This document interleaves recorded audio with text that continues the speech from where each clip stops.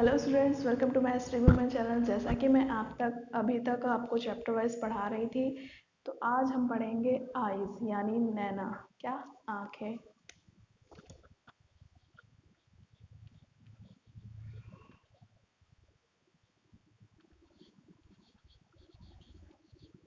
जैसा कि मैंने छोटी सी नन्ही सी नैना बना रखी है, अच्छी नहीं बनी है पर समझने से मतलब है अपने को। ठीक है, चलिए कोई नहीं। चलिए तो फिर स्टार्ट करते हैं।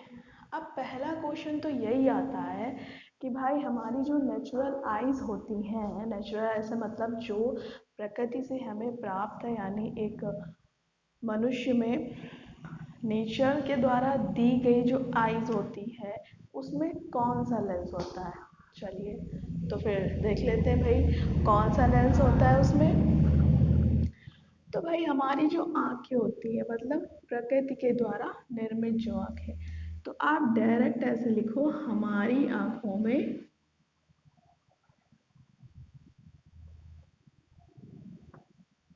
उत्तल लेंस होता है। कौन सा?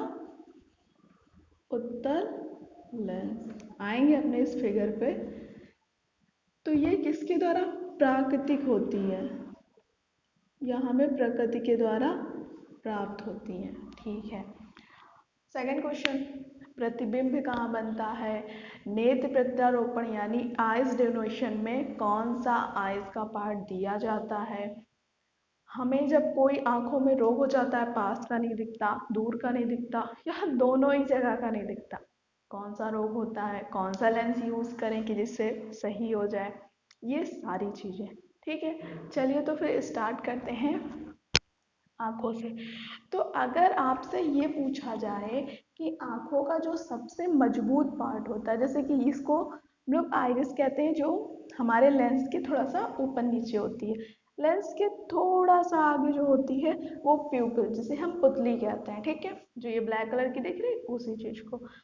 फिर हमारी कॉर्निया जो नेत्र प्रत्यारोपण में दान की जाती है, रेटिना पर हमारा प्रतिबिंब बनता है। ठीक, अब भाई बोलते हैं कि हमारी आईज में उल्टा प्रतिबिंब बनता है, बट उसे रेटिना से माइंड के द्वारा इस तरह से सेट किया जाता है कि वो हमें दिखता सीधा है, उल्टा नहीं दिखता। ऐसा नहीं कि मनुष्य खड़ा है, कह दो नहीं दिख तो मुझे सीधा रहा है पर खड़ा तो उल्टा है, नहीं भाई ऐसा नहीं है।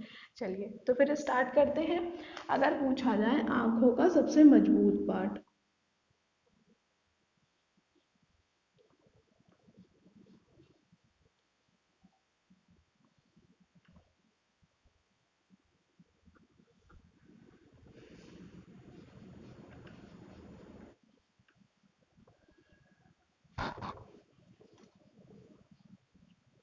मजबूत भाग जो होता है वो होता है इस क्रेपला। ठीक है, क्या होता है बेटे? स्क्रेला। ठीक, क्या होता है बेटे? स्क्रेला, स्क्लेरा। ठीक, स्क्लेरा जो होता है ये हमारी आंख का सबसे मजबूत पार्ट होता है। अब आपसे सेकंड क्वेश्चन ये पूछा जाएगा कि नेत्र प्रत्यारोपण में आइस का कौन सा भाग दान करते हैं। ठीक है, नेत्र प्रत्यारोपण में हम दान क्या करते हैं, वो हम दान करते हैं कॉर्निया। कॉर्निया जो होती है उसे क्या करते हैं, दान करते हैं। ठीक है, जैसे कि आपकी कॉर्निया ये रही। ठीक, इस चीज को हम दान करते हैं। फिर आपसे नेक्स्ट क्वेश्चन ये पूछा जाएगा कि जो हमारे प्रतिबिंब बनता है आँख का, वो कहाँ बनता है। तो जो प्रतिबिंब बनता है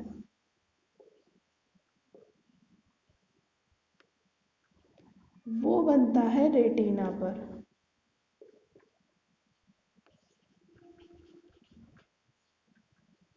कहाँ बनता है? रेटिना पर। ठीक, क्लियर हुआ। अब जैसे हम आ जाते हैं अपनी, अब जैसे इतने एक तुरंत पुटअप होने वाले क्वेश्चन मैंने आपको क्लियर कर दिए। अब हम आ जाते हैं अपनी रेटिना पर। रेटिना में दो हमारी सेल्स पाई जाती हैं, या जिन्हें आप कोन कह सकते हैं। एक तो पाई जाती है, ठीक है, आपकी दो कोन पाई जाती है। 1 मिनट बेटे रुकेगा, हाँ।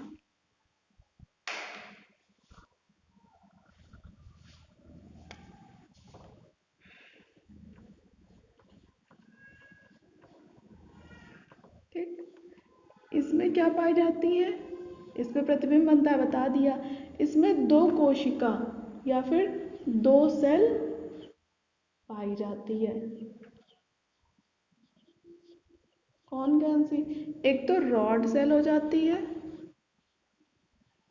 और एक कोन सेल हो जाती है, ठीक है।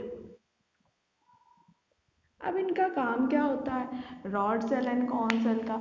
तो जो हमारी रॉड सेल होती है, ये ब्लैक और वाइट का डिसीजन करती है कि ये चीज़ ब्लैक है, देन ये चीज़ वाइट है, ओके। और जो हमारी कोन सेल होती है, ये रंगों का डिसीजन करती है। रंगों मतलब हर कलर का, ठीक है। चलिए, ये किसका करेगी?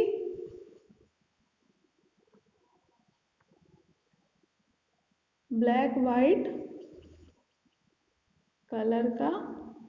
कलर को बताएगी।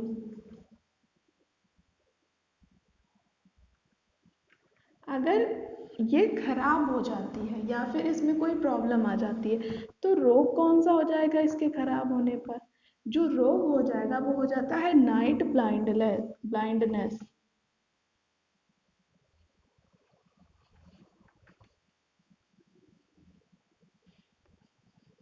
जिसे हम क्या कहते हैं, रतौंधी।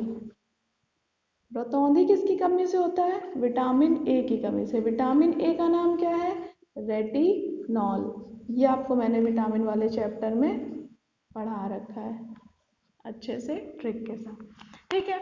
अब कौन सेल पे आ जाते हैं। कौन सेल क्या करती है? कौन सेल जो होती है ये रंगों को बताती है। क्या करती है? रंगों को बताती है, ठीक है। अगर इसमें कोई प्रॉब्लम्स हो जाती है तो फिर कौन सा रोग हो जाएगा? अगर इसमें आपके कौन सेल में कोई प्रॉब्लम होती है तो आपको कलर ब्लाइंडनेस हो जाता है। कौन सा?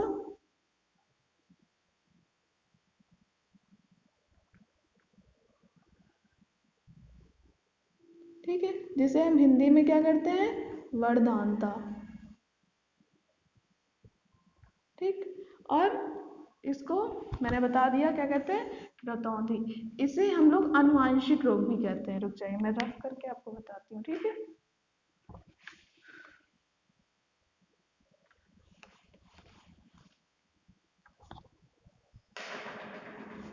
जो आपका क्या होता है,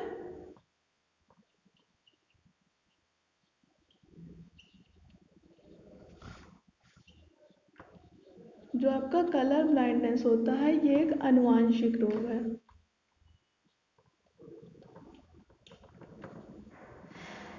ठीक है। यानी ये एक पीढ़ी से दूसरी पीढ़ी में ट्रांसफर होती रहती है, जिसे हम कलर ब्लाइंडनेस कहते हैं। क्लियर हुआ आपको? अब जैसे अगर आपसे पूछा जाए कि निकट दृष्टि दोष कैसा होता है, जिसे हम मायोपिया कहते हैं, दूर दृष्टि दोष कैसे होता है, जिसे हम हाइपरमेट्रोपिया कहते हैं, एंड जरा दृष्टि दोष, ठीक है, जिसे सेर्बाइपियोपिक कहते हैं, ठीक है। चलिए फिर निकट दृष्टि दोष देख लेते हैं। निकट दृष्टि दोष, जिसे हम क्या कहते हैं, मायोपिया, ठीक। इसमें किस लेंस का यूज करते हैं? तो लेंस जो लगाते हैं इसमें हम लगाते हैं अवतल लेंस, ठीक। अवतल लेंस लगाते हैं। है निकट दृष्टि दोष, लेकिन दिखता दूर का नहीं, ठीक। इसमें निकट का तो दिखता है पर दूर का नहीं दिखता है। तो आप क्या लिखोगे कि इसमें दूर का नहीं दिखता।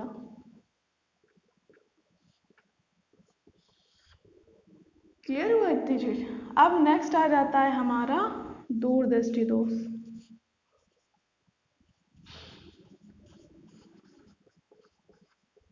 जिसे हम हाइपरमेट्रोपिया कहते हैं।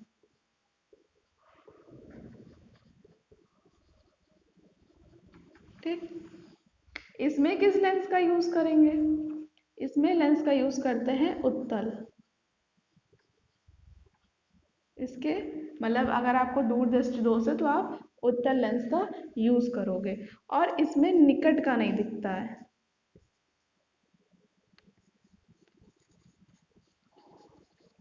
निकट का नहीं दिखता। ठीक, अब लास्ट वन आ जाता है जरा दृष्टि दोष। ठीक है, इसी दोष से मतलब जो आपको रोग हो जाते हैं आँख में उसी से रिलेटेड है जरा दृष्टि दोष।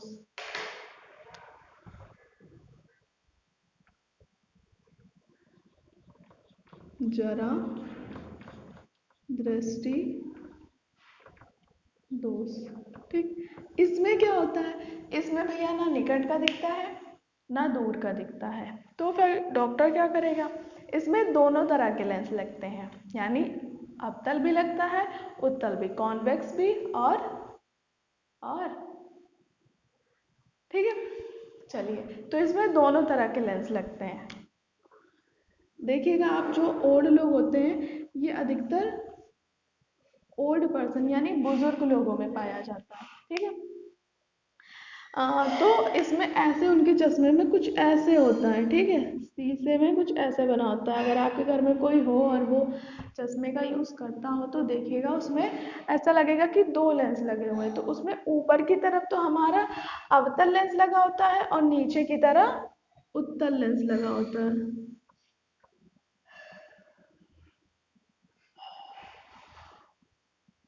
ठीक है, ये लेंस लगा होता है, ये अधिकतर ओल्ड लोगों में होता है। ठीक है, क्लियर हुआ आपको?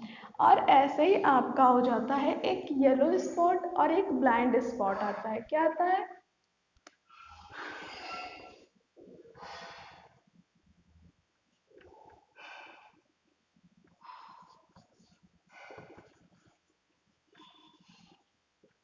ये क्या होता है? जो येलो स्पॉट होता है ये आपके क्या करता है? रंगों को मतलब या फिर इमेज को क्लियर इमेज बनाता है।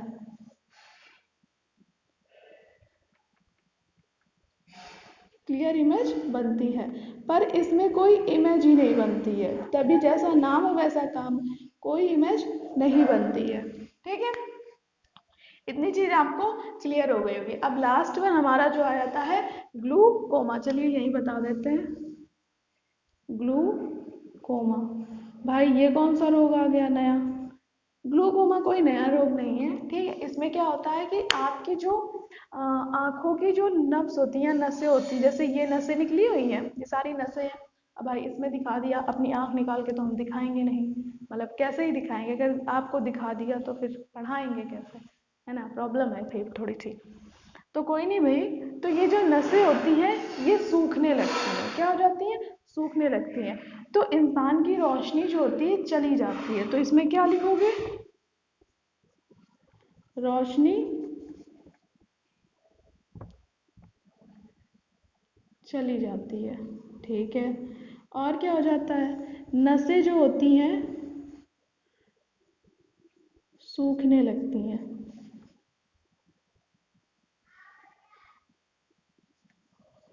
क्लियर हुआ आपको? इसी को ही हम ग्लूकोमा रोग कहते हैं। जैसे कि अभी फंगस एक आया हुआ है, ब्लैक फंगस जिसे आप कह रहे हो। क्या कह रहे हो? ब्लैक फंगस, जिसे हम लोग म्यूकर माइकोसिस कह रहे हैं।